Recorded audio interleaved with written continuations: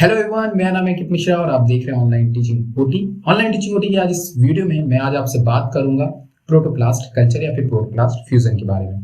Tissue culture के बाकी videos को आप सभी ने बहुत ज्यादा प्यार दिया, उसके लिए आप सभी को तहे दिल से शुक्रिया। और उसके साथ में इस वीडियो में आज मैं आपसे बात करूंगा प्रोटोप्लास्ट कल्चर के बारे में। प्रोटोप्लास्ट कल्चर आप सभी लोग जानते होंगे। प्रोटोप्लास्ट कहाँ होता है? जैसे हमारी एक सेल होती है, सेल में ऊपर आपकी प्लांट सेल होती है, प्लांट सेल के ऊपर आपकी सेल वॉल होती है और सेल वॉल के अंदर का जितना कंटेंट है वो हमारा प्रोटोप्लाज्म होता है। अब आप सभी को पता होगा कि टिश्यू कल्चर के अंदर हम लोग क्या करते थे। टिश्यू कल्चर के अंदर हम लोग जो है कुछ ऐसी प्लांट वेराइटीज डेवलप करते थे जिसको हम लोग एक नॉर्मल कंडीशन के अंदर डेवलप नहीं कर सकते, उसे हम लोग जो है लैब के अंदर या लेबोरेटरी के अंदर उसको डेवलप करते थे। अब आप सबको ये बात बहुत ही अच्छी तरीके से पता होगी कि प्रोटोप्लास्ट फ्यूजन के अंदर हम लोग क्या करते हैं कि जो भी हमारी सेल्स होती हैं उनको आपस में क्या करते हैं, दो सेल को आपस में फ्यूज कराते हैं। क्यों फ्यूज कराते हैं, कैसे फ्यूज कराते हैं, ये सब चीजें ही आज मैं आपसे डिस्कस करने वाला हूं। देखिए, आप सभी लोगों ने डिजीज रेजिस्टेंट वेराइटीज का नाम सुना होगा। अगर आपने सच में डिजीज रेजिस्टेंट वेराइटी का नाम नहीं सुना है तो आपने बीटी कॉटन का तो नाम सुना ही होगा। बीटी कॉटन के अंदर हम लोग क्या करते थे कि हमारा एक ऐसा कीड़ा होता था जो कि हमारे बार बार हमारा जो गॉसिपियम मतलब जो हमारा कपास का पौधा होता था उसको वो बार बार नुकसान पहुंचाता था, उसके फ्लावर को बार बार नुकसान पहुंचाता था। अब आपको पता है कि हमारा जो कपास होता है वो उसका फ्लावर ही हमारे लिए इकोनॉमिकली सबसे ज्यादा इंपॉर्टेंट होता है और मैक्सिमम कपड़े जो है वो उसी से बनाए जाते हैं। तब बात ये समझ में आती है कि यार वो बहुत ज्यादा मेजर नुकसान पहुंचाता था, तो एग्रीकल्चर डिपार्टमेंट में भाई हलचल मची कि क्यों ना इसको कुछ इस तरह से किया जाए कि कुछ ऐसी वैरायटी बनाओ यार जिससे ये कीड़ा जो है कभी भी इस प्लांट के ऊपर ना लगे। तो उन्होंने क्या किया कि बैक्टीरिया के अंदर एक ऐसे केमिकल की खोज की जिसको कि अगर हम उस कीड़े को देते थे तो वो कीड़ा क्या हो जाता था, कंप्लीटली डेड हो जाता था। बैक्टीरिया के अंदर तो पता लग गया, लेकिन प्लांट के अंदर उस केमिकल को कैसे बनाया जाए उसके लिए उन्होंने क्या किया कि उस बैक्टीरिया के अंदर जो वो जीन था जो वो केमिकल प्रोड्यूस करता था उसको हमने क्या किया, हाइब्रिड बनाया उस प्लांट को।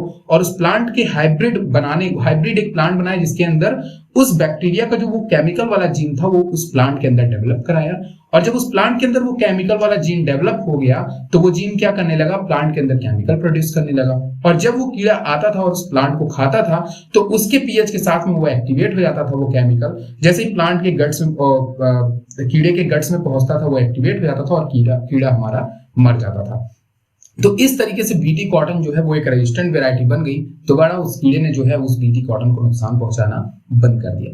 कहने का मतलब बस इतना है मेरे कि हमने एक ऐसी वेराइटी डेवलप की जो कि उस कीड़े से पूरी तरह से सेफ हो गई, लेकिन उसके साथ में वो कुछ और कीड़ों को भी नुकसान पहुंचाना शुरू कर दिया। इसीलिए बीटी कॉटन पे काफी ज्यादा बवाल खड़ा हुआ था।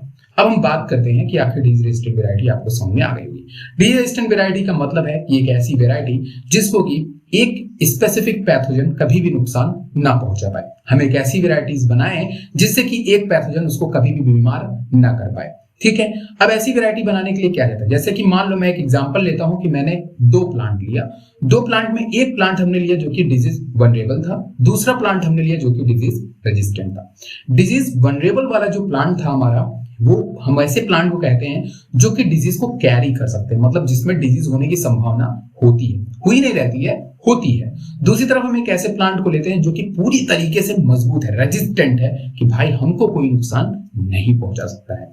अब इस कंडीशन में क्या होता है कि हम लोग अब दोनों की खास बात पता चल गई है ना। ये प्लांट है हमारा, ये डिजीज रेजिस्टेंट है, लेकिन दूसरा डिजीज रेजिस्टेंट नहीं है। तो हमें इस स्पेसीज को भी क्या करना है, डिजीज रेजिस्टेंट बनाना है। तो बस इसके उस वाले जीन को ला करके इसमें डाल दो। इस भी प्लांट को, डिजीज वनरेबल वाले प्लांट को भी वही पैथोजन बार बार परेशान कर रहा है जो इसके लिए ये वाला रेजिस्टेंट था। ये वाला जो रेजिस्टेंट वाला प्लांट, इस हाथ को माना ये रेजिस्टेंट वाला है, ठीक है।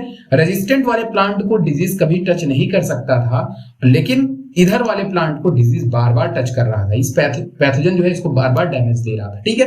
तो क्या हो गया कि जब दोनों प्लांट को हमने लिया तो इस वाला जो ये वाला हमारा प्लांट है, इस वाले प्लांट की जीन को हमें किसमें ट्रांसफर करना है, इसमें, ठीक है।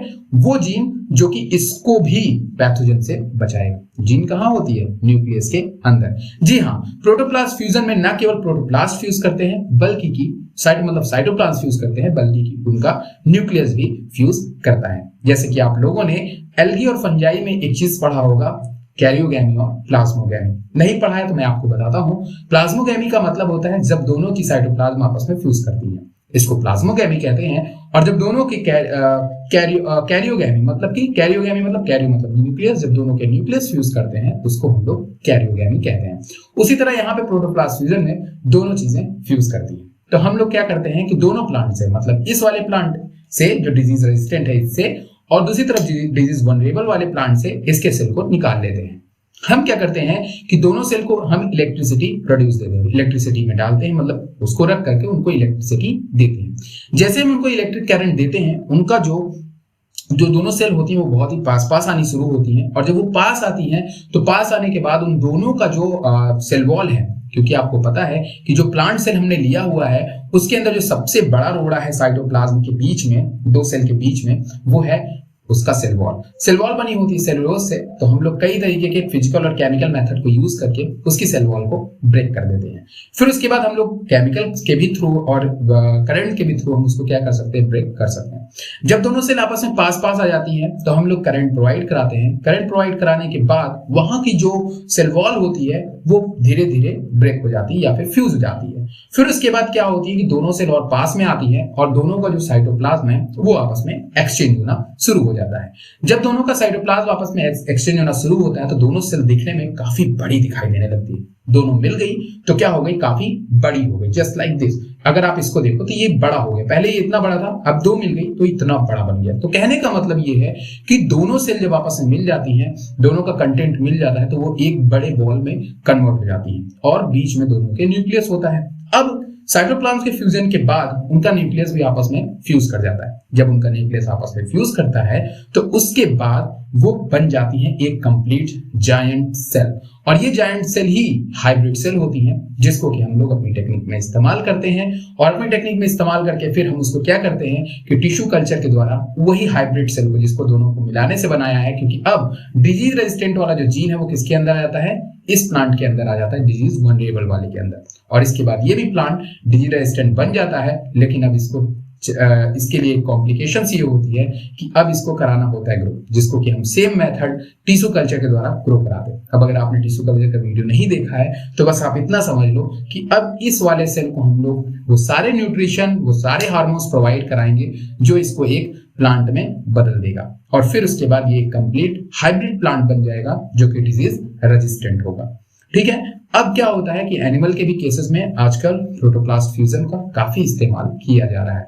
प्रोटोप्लास्ट फ्यूजन एक ऐसी टेक्निक है जिसके अंदर हम लोग तमाम तरह की टेक्निक को इस्तेमाल करके, जैसे कि हाइब्रिडोमा टेक्निक में, एनिमल के केस में हाइब्रिडोमा टेक्निक, मोनोक्लोनल एंटीबॉडी बनाना, तमाम तरह की चीजों को कर रहे हैं। दूसरी तरफ अगर हम बात करें तो प्लांट के केसेस में और भी अच्छी अच्छी वेराइटीज बनाई जा रही है, न केवल डिजीज रेजिस्टेंट बल्कि की यील्डिंग को बढ़ाने के लिए भी, उनकी क्षमता को बढ़ाने के लिए भी बनाई जा रही है। दोस्तों डिजीज रेजिस्टेंट जो वेराइटी होती है ना, वो हमारे नेचर के लिए भी काफी ज्यादा अच्छी होती है, क्योंकि अगर ऐसी वेराइटी बननी शुरू हो जाए जो कि कार्बन डाइऑक्साइड और जो कि नाइट्रोजन को फिक्स करना शुरू कर दे, तो फिर उसके बाद क्या होगा कि काफी तरह की चीजों के लिए जो हम छिड़काव करते हैं पैथोजन से बचाने के लिए, वो भी कहीं ना कहीं अब हमें करने की जरूरत नहीं पड़ेगी। वो प्लांट अगर खुद से निपटने के लिए तैयार है तो उसको किसी केमिकल की जरूरत नहीं है, और जितने केमिकल कम होंगे हमारी भी हेल्थ काफी अच्छी होगी। इसीलिए साइंस के इस कदम की मैं सराहना करता हूँ, और ऐसे ही कदम में साइंस का इस्तेमाल करने के लिए उसको प्रमोट करता हूँ, ना कि किसी खराब तरीके की खोज और रिसर्च में।